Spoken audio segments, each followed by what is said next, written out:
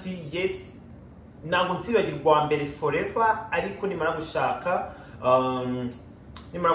nzagira ute nimara gushaka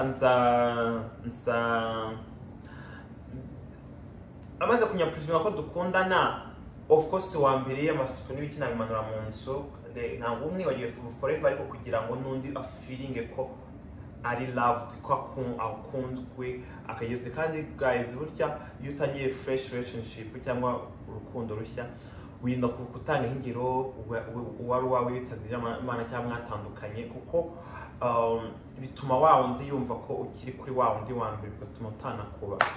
Well, anyway, Semuhungu kugeza ubu wumva uzashaka undi mugabo ryari? Shagiye nikigera pe, nabyo nari kwabwira ndacyategereje. Igihe nikigera nzashaka, you know, so nango igihe kiragira. Igihe nikigera nejo nababwira ati guys nabonye umukunzi. Ikibazo cy'abantu bari muri Afrika nibyo nababwiye, yumva ngo ni Semuhungu, yumva amafaranga. Yumva ni Semuhungu yatangira kumva imodoka, yumva ni Semuhungu kohereza amafaranga, like nango ari umuntu uzawukunda kuko agukunze koko, ahubwo azawukunda kubera ko hari ikintu runaka agushaka, you know. So which like I don't know, I don't understand why people they're like that. Anyway, so rero nanko biba byoroshye kwita vango ngiye mu rukundo ngo ejo ngiye gushaka cyangwa ngize ute, ni ibintu bizaza gahoro gahoro, nirwo rugendo ariko bizaza, you know. So nimba n'umuntu nyine like uri seriye, tuzabukora ubukwe. Ako my family bambwiye ati Eric shaka umuntu muri America cyangwa muri Canada cyangwa Europe, kuko abantu bari muri Africa abenshi they come for like bamwe bashaka visa kugira byo mu mahanga, nturishobora ko bazaza bakamubane, kuko ni benshi bagiye bakora ibintu nk'ibyo byarangira bakabata, you know, byarangira gutyo like ubukwe yamara kubona iyo green card akahita akujugunya, cyangwa yamara kubona iyo yamara kugera hano afite famille ziwe, yagera hano ubundi akahita gota. So ibyo ni ibintu tumenyereye kandi biriho cyane. So ugendera kuki uhitamo umugabo muzabana cyangwa uwo mukundana? Icyambere nkunda umuntu uri hard working, ushaka akazi, I mean uri hard working, ushaka akazi mbese uko gukora mu buzima bwa buri munsi, like ushaka gukora akazi, you know. Uri romantic person ni wa muntu ukureba ko ukunze muri mu rugo, turi hano mu nzu, turi no hanze akabinyereka. Ati wa muntu ukureba ko ukunze muri mu nzu, mwagira hanze akamera nk'atagushaka, cyangwa se akamera nk'aho muri aba friends cyangwa ba brothers, like akicana hariya, cyangwa you know like chapa umuntu like couple girls, kuko relationship we need 50-50 niyo mvuze 50-50, nanga ari uzakora ngo nkore hard working like 100% nzanire sheri wanje mu rugo, nawe agomba gukora akagira icyo azana on table, you know. Nanga nzicara harango ibintu byose bimwizanire, like nawe agomba gukora akanyaka kankunzi, you know. So ikintu nyine umusore mukunda asabwa kuba yujuje iki? Actually nkunda umuntu uri skinny, like skinny, atananutse cyane ariko ari skinny, cyangwa se atabaye skinny akaba yarakoze body like afite muscles. Ni nkunda mbese na nkunda umuntu usa nk'abakobwa, abantu basa nk'abatransgender, ntabwo mbakunda. Nkunda umuntu nyine uwo tugenda mu nzira nkumva ko ndi kumwe n'umusore kabisa, you know, like not discrimination guys, ndi kuvuga buri muntu bafite ikimwe attracting. So my attraction ni umuhungu ugira isuku, wiyitaho, niyo naba nakazi ufite dushobora kubana ukazagagera ugashaka, nanga ngomba nkumvuye ngo gushaka umuntu ufite ibintu bya mirenge, ngafite ibintu ariko usuri hard working, se ugeze kuki, se ugejeje kuki, you know. So ibintu nk'ibyo, kandi icyo nzi cyo loves love, nango aruvango yereke ko yarabananaga n'abazungu bashaka umuzungu, nango ari uvango ko anabanaga n'abazungu n'ubundi nshaka umuzungu. actually bibaye byiza nayo yaba ari umurundi cyangwa umunyarwanda cyangwa umugande cyangwa umutanzania cyangwa umunyakenya reka abantu muri South Africa tuvuga ururimi rumwe ko Kiswahili ndagerageza uruganda rwo ndaruzi ko I used to live in Uganda of course and my family they still living there. Ikinyarwanda n'ikirundi ni is the same ndacyumva, so rero bibaye byiza yaba avuga icyo kirimi.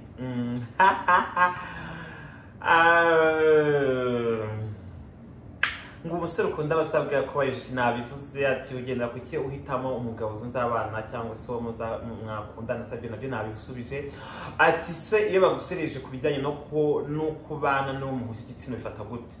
Njyewe numva namaze kwiyakira, self confidence is the key, like icyambere no kugira icyizere ukumva ko ushoboye, umva ko ushoboye wicibwinege n'ibyo abantu bakuvuga wigira ute, like do your own, don't do because you impressing abantu bakura cyangwa uri impressing iki, you know, do your things, be yourself. Yeah, basically get confident, get self, really guys, no kugira ngo ugire icyo ugizaho cyangwa ugire aho ugera, nuko ufite self confidence. Njyewe nabagize ukuri ko kugeza ubwo wondi we kugira ngo mbe public figure cyangwa social media influencer nuko neme wondi we kandi yakiri wondi we kandi numva ko nshoboye kugeza ubwo ngiriwe icyizere njya guhosting cyetse ko nabihagaritse ubu ako imyaka 2 ishize yose najyaga guhosting ibitaramo, nagiye za Canada, nagiye muri tours za Arizona, Ohio, za Michigan, za Hills, nagiye mu state menshi atandukanye n'ama province atandukanye muri Canada, you know, atari gutembera ahubwo ngiye guhostinga ibirori, you know. So rero iyo umuntu ngiye anserereje ngo ereka gukora kintu n'iki na before byaranyefectinga cyane, ariko ubu ngubu ndaguseka cyane aho nko kwihorera because they nabo barashaka ubuzima ubayeho, barahentinga ariko they still loves you because benshi baraza badukurikira live cyangwa kwa ikindi box I love you, I do what like do your things, do like don't care about what people fite abantu bese hari abagucinege ariko n'abakumotivating, you know. So ati ibyo gusindisha abahungu n'abakobwa ngo ukabahotera washinjwe mu minsi yashize bimeze bite? Mwese cyambere nambere cyo njyewe sinyamura sex n'abakobwa.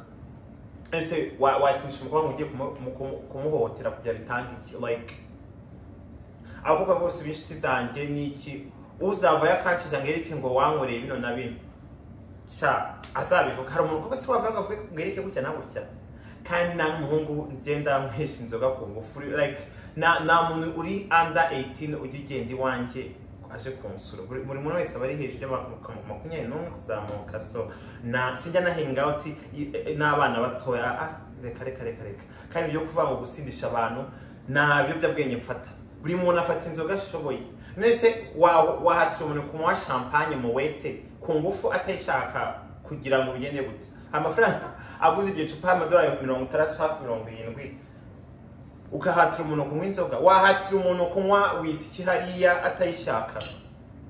Ederi hano muri Amerika it doesn't make sense at all. So nabyo ibyo byari amagambo ndetse byaravuzwe cyane ariko byari amagambo n'abahaters, you know. Baravanga wanzwe ni ukura kandi ngo igiti cyeze nicyo n'ikinyoni zonaho nango bajya ku giti kiri imyembe y'ibitumbwe kandi abone imyembe yahiye isa umuhondo isanga hano nk'iri cupa hano kuri bara ry'umuhondo. Of course utembeye ugize ute niwe bagira ibyo byose byavuzwe n'abitwaye inshuti zanjye, ariko you know urabareka byanyishe kumenya inshuti mbana nazo kuko byiswa ngo inshuti zanjye nafataga trip nkafata flight nkajya muri Europe kubasura, nibo bagize bakanyegarika. Abo twararanaga Serena Hotel mu Rwanda babayeho neza, ibyo bandiye breakfast akabyo baryaho lunch dinner tutemera za very byose babigendagamo nacyo tukagenda namo ako se sibo bari kugira bicara bakavuga. Anyway ibyo byaranye ni long story, ni chapter yarangiye, so nagomba cyane no kubisubiraho cyane. Okay, ngo niki kigufasha gukomeza kwiberaho ubuzima bwawe kandi neza udahangayitse? Nuko nibyo nabwiye ubuzima ni bugufiya, nibutsa aho navuye naho ngeze. So life's too short,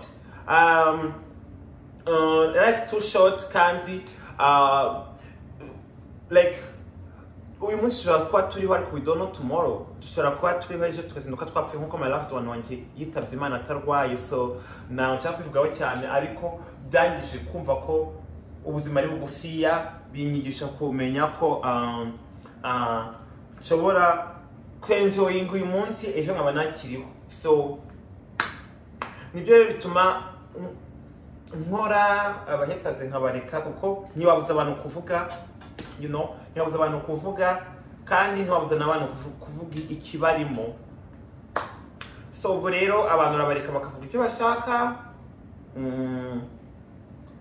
ukakomeza ukamuvinga on, kuko ubuzima ni bugufi. Yangewe I enjoy life because life is too short. Ni nabyo nakomeza ambwiraga my loved one ati bebe ubuzima ni bugufi yakanze, kakaba ati nta ubuzima ni bugufi, ariko ngo narabibonye aho yitabye Imana. Of course ubuzima ni bugufi. So ubwo rero abantu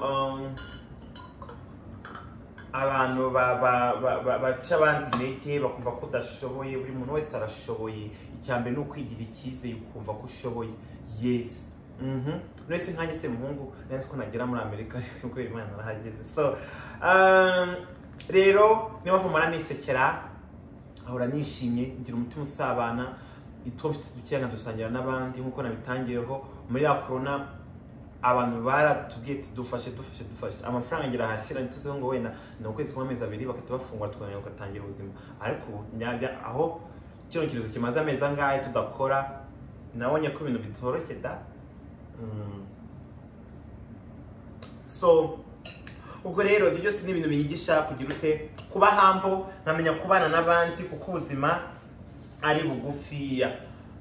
Anyway, so gutanga inashyo ku gihugu ndetse n'abakunzi banje. Okay, inashyo ku gihugu cyanjye, of course igihugu amazi ashyuha niba kiwawa mbeho. Ndasuhuza abanyarwanda bose muri rusange, abakunzi banje n'abanzi banje bose umuntu agomba kubasuhuza kuko kabera kumeze neza, you doing good. So ndabasuhuza bose,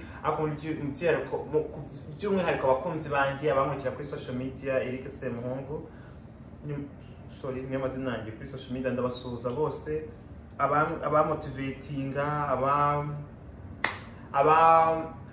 mbwira tereke turagukunda, dukunda ibyo ukora. So bose ndabasuhuza kandi bose ndabakunda, much love. N'abakunzi banje bose, famiye yanjye, abakuze, auntie bose ndabasuhuza. So thank you guys for having me here. Ndabashimira cyane, no kuri mwakoze, twagize ibihe byiza ku bantu bakunzi ba BTM TV na 3D TV. So thank you guys for having me here. Kind of blessed. Thank you for this interview. Ndabashimira cyane kandi murakoze. Icyumweru cyiza.